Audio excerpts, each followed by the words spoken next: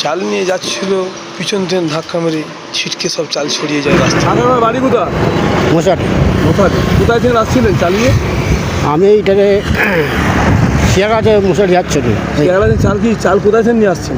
শিয়াকালাতে নিয়ে যে ওখানে বিক্রি করেন? হ্যাঁ। আপনার কি ডালা আছে না দোকান আছে? কি না, দোকানে এমনি খড়ে কেনে। কোথায় বেচেন? এই মশাট।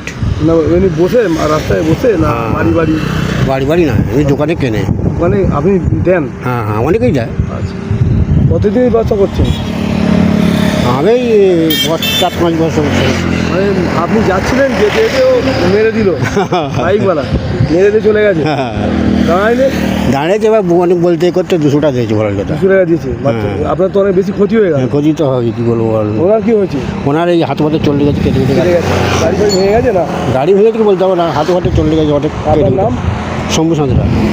প্রিয় দর্শক, আজকে জামাই ষষ্ঠীর বাজার।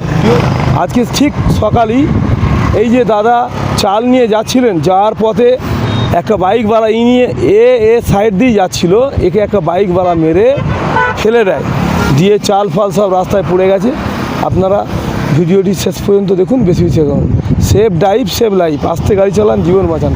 আপনি বাঁচলে আপনার পরিবার বাঁচবে, আস্তে গাড়ি চালালে জনগণ বাঁচবে। এই যে গরিব মানুষ আজকে এই চালগুলো পড়ে রাস্তায় মানে ছিন্ন বিচ্ছিন্ন হয়ে, দেখতে পাচ্ছেন রাস্তার মধ্যে চালগুলো পড়ে কী অবস্থা হয়েছে দেখতে পাচ্ছেন। ইনি চাল কিনে নিয়ে গিয়ে বিক্রি করে। এনার এই যে রাস্তায় যে এই চালগুলো ফেলে নষ্ট করে দিল, দেখতে পাচ্ছেন দাদাকে কত ক্ষতি করে দিল।